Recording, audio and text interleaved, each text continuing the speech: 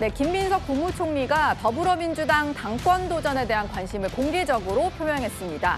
그러면서 정청래 대표의 합당 추진 과정에 대해서 우려도 나타냈는데요. 관련해서 영상 만나보시죠. 민주당의 당대표라는 건 굉장히 자랑스러운, 그 역사에 이름을 올린다는 건 자랑스러운 일이죠. 그렇기 때문에 당연히 그런 로망이 있죠. 당을 이런 방향으로 가도록 하는데 역할을 했으면 좋겠다는 생각이 있죠. 그날 그런 방식으로 발표될 거다 하는 거는 몰랐습니다. 근데 다만 저는 오래된 그리고 원래부터 그리고 원칙적인 민주 대통합론자입니다. 자연스럽게 언젠가는, 그리고 원래 정상적인 상황이었다면 조국 대표도 민주당에서 정치를 하고 거기 계신 분들도 대부분 민주당에서 하는 것이 맞지 않는가라는 생각을 저는 원래부터 하고 있습니다. 다만 이 시점에 그런 방식으로 이렇게 제기돼서 많은 논란이 되고 있지 않습니까? 김민석 총리가 그냥 한 말은 아닐 텐데 민주당 대표가 된다는 것은 당연히 자랑스러운 일이고 로망이 있다라고 했고요. 또 정청래 대표에 대해서는 뭐 합당을 해야 된다는 대의는 다 모두가 공감하는 바지만 시점과 방식에는 논란이 있지 않냐 이런 얘기를 했습니다. 김진욱 특보께 좀 여쭤볼게요. 애둘러서 말하긴 했지만 좀 불만이 드러난 발언 같았거든요. 어떻게 들으셨나요? 뭐 그렇게 해석이 충분히 될 수 있는 그런 말씀인 것처럼은 일단 보입니다. 그런데 일단 두 가지 말씀 주셨잖아요. 예. 본인이 이제 당대표가 뭐 언제가 될지 모르겠습니다. 그 시점을 이번 8월로 못 박지는 않으셨으니까 어쨌든 지금 다선의 중진 의원이고 또 당의 수석 최고위원을 했고 또 정부의 국무총리를 역임하신 분이기 때문에 당의 대표가 되고 싶다라는 의지, 이런 부분들은 충분히 말씀 주실 수 있는 것 같고요. 예. 두 번째로 이제 지금 합당, 통합에 대한 말씀을 주셨는데 이 부분에 대해서는 그래서 개인적으로는 생각을 가지고 계실 수 있습니다만 지금 현재 정부의 넘버 2라고 하는 그 국무총리직을 맡고 계시기 때문에 당무에 대해서 개인적인 의견이지만 이렇게 공개적으로 표현하는 것이 과연 바람직한 일일까라는 부분은 좀 있는 것 같아요. 그래요? 예, 네. 왜냐하면은 당무는 대통령도 개입할 수 없는 그 일 아닙니까? 그렇기 네. 때문에 당의 대표들이 논의를 진행하고, 물론 지금 정청래 대표가 이 제안을 던지는 방식, 시점 이런 부분들에 대해서는 당내에서도 이견들이 있고 그 부분에 대해서 비판이 충분히 있을 수 있어요. 네. 그럼에도 불구하고 다른 분들이 지금 심지어는 당의 최고위원들마저도 이 부분에 대해서 정청래 대표에게 사과를 요구하고 또 이런 방식의 통합이 과연 우리에게 도움이 되는 거냐라는 문제 제기를 당내에서 할 수는 있지만 또 국무총리의 역할을 맡고 계시는 분이라면 네. 개인적인 생각은 있으실 수 있지만 이것을 이렇게 공개적으로 언론을 통해서 말씀 주시는 부분은 좀 제가 볼 땐 오늘은 이런 말씀을 하시는 자리는 아니었지 않았었을까. 네. 뭐 개인적으로 그런 아쉬움이 좀 있습니다. 네. 뭐 김민석 총리는요, 또 서울시장 여론조사에 자신을 넣냐 빼냐를 놓고 방송인 김어준 씨와 미묘한 신경전을 벌이기도 했었습니다. 그런데 어제 두 사람이요, 고 이해찬 전 총리의 빈소에서 마주쳤다고 합니다. 어떤 얘기가 오갔는지 한번 들어보시죠. 서울시장에 나갈 의사가 없어서 더 이상 안 했으면 좋겠다 하는 차원에서 이야기한 거고요. 이쪽이 결정할 일이에요. 내가 알아서 할게요. 이해찬 총리 장례식에서 김민석 총리를 잠깐 만났거든요. 그래서 내가 너무 궁금해가지고 트럼프 왜 저러는 겁니까? 라고 물어봤더니 짧게 한마디만 했거든요. 하루 사이에 벌어진 일이다. 공교롭게 두 사람이 만났는데 뭐 여론조사 얘기를 한 건 아니고 트럼프 미국 대통령의 관세 얘기를 좀 나눈 것 같습니다.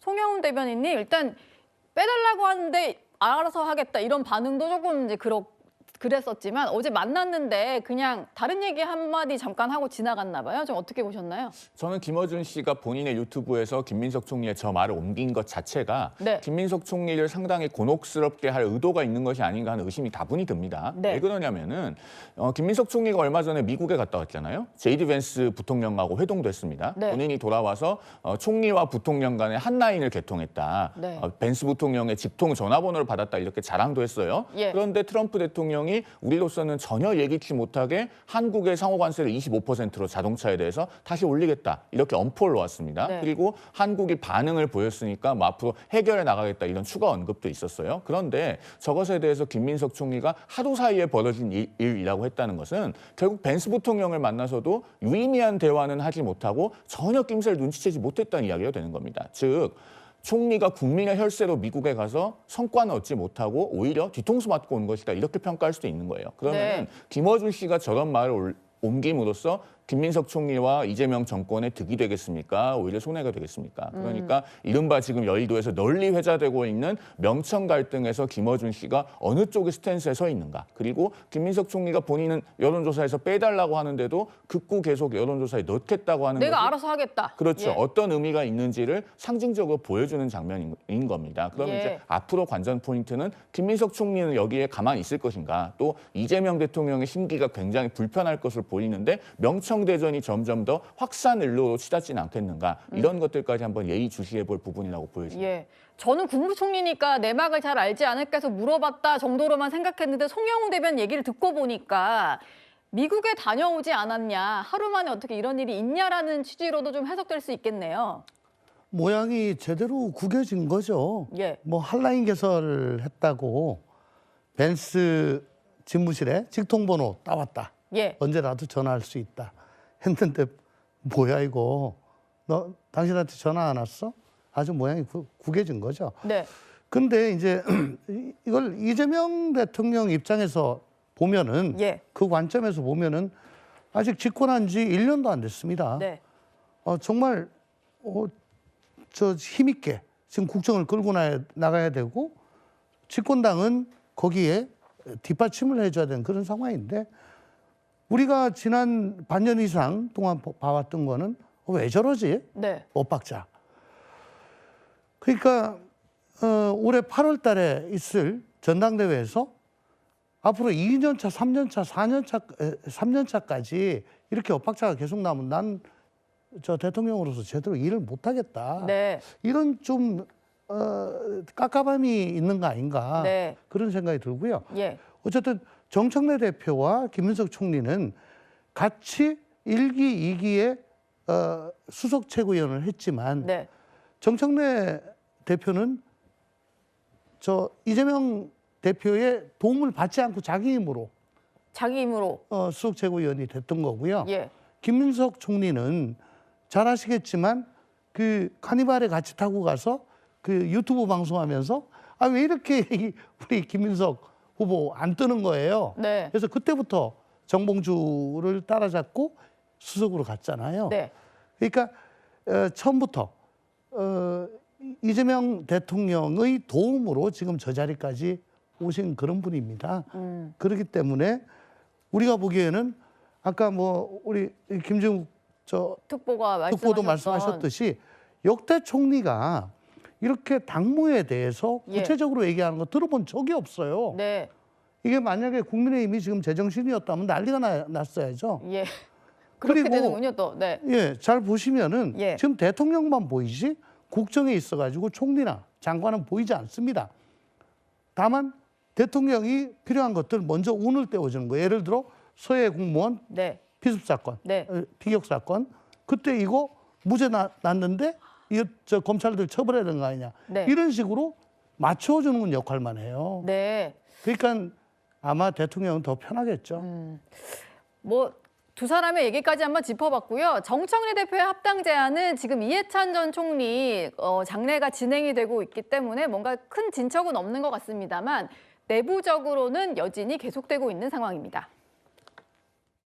코스피 5천을 돌파하던 날 왜 그 시기에 지방선거를 앞두고 이렇게 이해 당사자가 수없이 많은 상태에서 합당을 이렇게 지도부 논의조차도 없이 이렇게 단순히 본인이 혼자 가서 기자회견을 열고 발표를 하느냐 의심을 떠나가지고 그런 행위 자체가 그런 의심을 불러온다는 거예요. 그래서 민주적 절차를 거쳐야 된다라는 이야기를 하는 겁니다. 정청래 대표가 본인 연임 생각을 하고 한다며 조국 대표를 왜 민주당으로 이렇게 들어오게 하겠습니까? 조국 대표도 뭐 민주당하고 합당한 이후에 된다면 뭐 당대표 출마를 할 수도 있는 거고요. 앞으로 뭐 본인의 정치적 절차를 스텝을 밟아나가지 않겠습니까? 네. 그러면 정청래 대표가 경쟁이 될 수도 있는 건데. 일단 민주당 지도부에서는 뭐 연임과 연결짓는 것에 대해서는 약간 불쾌감을 나타내는 것 같습니다. 그런데 한준호 전 최고위원 얘기를 들어보면 공교롭게도 정청래 대표가 주요 일정이 있을 때마다 뭔가 자기만의 어떤 발표 같은 걸 좀 했었잖아요. 이번에도 코스피 5천을 찍은 날 합당 제안을 덜컥 해버렸었는데 장현주 부대변인님 모아놓으니까 좀 꽤 많아요. 대통령 순방 갔을 때도 뭐 저런 식으로 당원 1인 1표제 이런 거 추진했었고요. 이런 해석이 나올 수밖에 없겠네요. 글쎄요, 뭐 일각에서는 뭐 그런 해석도 나오지만 저는 좀 과한 측면도 있다고 생각합니다. 특히 이제 합당에 제안을 하는 날이 이제 코스피 5천을 갔던 날이기 때문에 왜 이날과 맞춰졌나 뭐 이런 또 이야기들도 나오지만 따지고 보면 코스피 5천이 돌파하는 게 딱 어느 날로 예정되어 있다라고 볼 수는 없는 것이었거든요. 예. 아마 정청래 대표로서도 뭐 고심 끝에 합당 제안을 하기로 결단을 하고 뭐 그날 뭐 발표하기로 결심했을 것 같은데 그날 사실 우연히 5천이 맞은 것이라고 봐야 되는 것이지 코스피가 5천 되는 날을 정해서 그날 제안을 했다라고 보기에는 조금 정치적으로도 무리한 면이 있거든요. 그렇기 때문에 사실 이런 뭐 해석들은 좀 과잉하다라는 측면이 있어 보이고 다만 정청래 대표가 이야기하는 합당에 대한 명분만큼은 많은 분들이 공감하시고 있다고 생각합니다. 예. 적어도 합당을 통해서 지방선거를 압승하고 이재명 정부의 성공을 위해서 우리가 함께 가야 된다라는 명분은 확실히 있는 것 같고 다만 이제 당 내부에서 나오는 이야기들 중에는 절차가 조금 거칠지 않냐라는 이제 문제 제기가 있는 것이라고 봐야 될 것 같은데요. 네. 그런 부분에 대해서는 당연히 지도부 입장에서도 당원들의 의견을 수렴하고 그리고 국민들의 반응이나 평가 이런 부분들도 수렴하는 절차를 당연히 거칠 거라고 저는 생각합니다. 예. 오늘의 4위로 민주당 얘기를 한번 짚어봤고요. 자, 이번엔 민주당 쪽 이야기 짚어보도록 하겠습니다. 자, 어제 이재명 대통령과 김혜경 여사가 이해찬 민주평통 수석 부의장의 빈소를 찾았습니다. 이 대통령은 유족을 위로하면서 눈물을 흘리기도 했습니다. 또 현장에서 최고 등급의 국민 훈장이죠. 무궁화 훈장을 추서했습니다. 자, 이 자리에는 이 김민석 총리와 민주당 정청래 대표, 조국혁신당 조국 대표가 나란히 상주 역할을 맡기도 했습니다. 자, 최근의 상황들을 보면 자, 이 인물들을 한번 보십시오. 공통점. 일각에서는 무언가 계승자 경쟁을 하는 게 아니냐 이런 얘기도 하고 있습니다. 이런 해석에 대해서는 어떻게 보세요? 너무 과합니다. 그래요? 지금 민주 진보 진영의 정치적 지주 같은 분께서 안타깝게 돌아가신 겁니다. 국회의원 7선을 하셨고 국무총리도 하셨고 당대표도 하셨습니다. 그렇기 때문에 이분의 상중, 지금 정신적 지주를 잃은 민주진보 진영의 슬픔을 외면한 채 뭔가 저렇게 나와 있는 세 분이 나란히 서 있는 사진을 보고 뭐 계승자 구도를 뭐 형성하는 것 아니냐, 네. 갈등이 있는 것 아니냐, 공교롭다 이런 식의 해석을 하는 것은 상중인 집안에 대한 전 예의가 아니라고 생각하고요. 물론 뭐 저분들 다 모두 이해찬 전 총리와 개인적 연분이 다 있지 않겠습니까? 네. 정치적 인연뿐만 아니라 개인적으로도 아마 사적 인연도 상당히 깊은 분들이기 때문에 서로 상주를 자처하면서 아버지 같은 정치적 지주 같은 분의 상에 저렇게 적극적으로 나서는 거에 대해서는 누가 앞선다, 누가 뭐 계승자다 이런 얘기는 좀 삼가하는 것이 좀 필요하다고 생각합니다. 알겠습니다. 하지만 이 김민석 총리의 경우에는 당권에 관심이 많다라는 이 의지를 모두가 지금 읽고 있죠. 자, 어제 김민석 총리의 언론 인터뷰가 눈길을 끌고 있는데요. 김민석 총리는 오는 8월 민주당 전당대회와 최근 정청래 대표의 합당 제안에 대해서 본인의 입장을 이렇게 말했습니다. 들어보시죠. 민주당의 당대표라는 건 굉장히 자랑스러운, 저희 같은 사람한테는 그 역사에 이름을 올린다는 건 자랑스러운 일이죠. 그렇기 때문에 당연히 그런 로망이 있죠. 당을 이런 방향으로 가도록 하는데 역할을 했으면 좋겠다는 생각이 있죠. 그런 방식으로 발표될 거다 하는 거는 몰랐습니다. 다만 저는 오래된 그리고 원래부터 그리고 원칙적인 민주 대통합론자입니다. 자연스럽게 언젠가는 그리고 원래 정상적인 상황이었다면 조국 대표도 민주당에서 정치를 하고 거기 계신 분들도 대부분 민주당에서 하는 것이 맞지 않는가라는 생각을 저는 원래부터 하고 있습니다. 다만 이 시점에 그런 방식으로 제기돼서 많은 논란이 되고 있지 않습니까? 김민석 총리는 서울시장 선거 차출 가능성에 대해서는 일찌감치 선을 그었습니다. 불출마 입장을 재확인했죠. 하지만 민주당 당대표에 대해서는 로망이 있다고까지 말을 했습니다. 당권에 마음이 있다. 아예 공개적으로 못을 박은 셈이죠. 사실상 차기 당대표 선거에 나오겠다. 뭐 이렇게 해석을 해도 무방할 것 같습니다. 자, 그러면서 김민석 총리는요. 정청래 대표가 최근에 조국혁신당에 합당 제안한 것, 이거에 대해서는 또 반대 입장을 했어요. 그래서 아까 제가 죄송한 말씀이지만 일각에서는 상주로 있는 모습, 이게 당권, 계승자 경쟁 아니냐, 이런 해석이 그래서 나오는 게 아니냐, 그래서 질문을 드렸던 거였거든요.